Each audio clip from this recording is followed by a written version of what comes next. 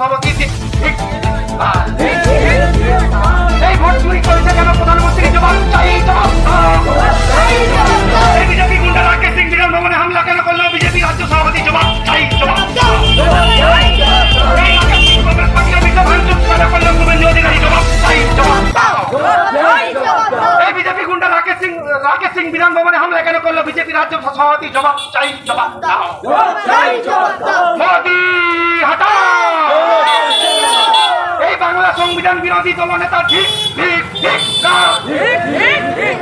এই বিজেপি গুন্ডা রাকেশ সিং বিধান ভবনে হামলা কেন করলো বিজেপি রাজ্য সভাপতি।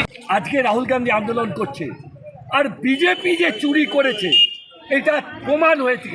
তার জন্য বিজেপি গত পরশুদিন আজকে পাটনায় যে জনসভা ছিল সেখানে বিজেপির ছেলেকে কংগ্রেসের গলার পতাকা ধরিয়ে দিয়ে তাকে স্টেজে গিয়ে মোদি মাননীয় প্রধানমন্ত্রী মোদি স্ত্রীর সম্বন্ধে অকথ্য ভাষায় গালাগালি করেছে। এইটা কংগ্রেস ঘেন্না করে, কংগ্রেস এই রাজনীতি করে না। পরে প্রমাণ হয়েছে ওই ব্যক্তি বিজেপির সদস্য, তিনি কংগ্রেসের পতাকা নিয়ে এই মিছিল যে আজকে ধিক্কার, এটার ব্যাপারে আপনি কি বলবেন? এই ধিক্কার এই কারণে যে প্রদেশ কংগ্রেসের বিধানভবনে রাকেশ সিং উনি হামলা চালিয়েছে, পার্টি অফিসে হামলা চালিয়েছে। এবার আমাদের রাজ্য প্রশাসন একটাই অনুরোধ করব, কিছুদিন আগে কি হয়েছে, ওয়াকফ নিয়ে আন্দোলন হয়েছিল, গ্রেফতার করেছিল রাজ্য পুলিশ।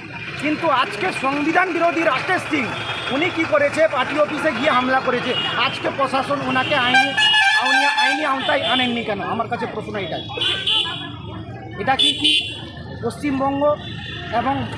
পশ্চিমবঙ্গ সরকার এবং বিজেপি সরকার কি মিলেমিশে আছে? এটা বোঝা যাচ্ছে।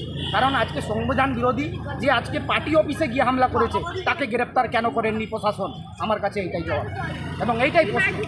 আমি এই প্রশ্নটার জন্য আজকে আমাদের পাঁশকুড়াতে টাউন এবং ব্লক নিয়ে কংগ্রেস থেকে আজকে আমাদের এই ধর্না এবং আমাদের এই মিছিল। আমরা একই কথাই বলবো, আমার নেতৃত্বে যিনি বললেন, এই অন্যায়ের প্রতিবাদ আমরা করছি, এখন করে যাব যতদিন না দোষী সাব্যস্ত এবং সাজা পায় ততদিন আমাদের আন্দোলন চলবে। এই অন্যায় অত্যাচার আমরা কোনোদিন মেনে নেব না।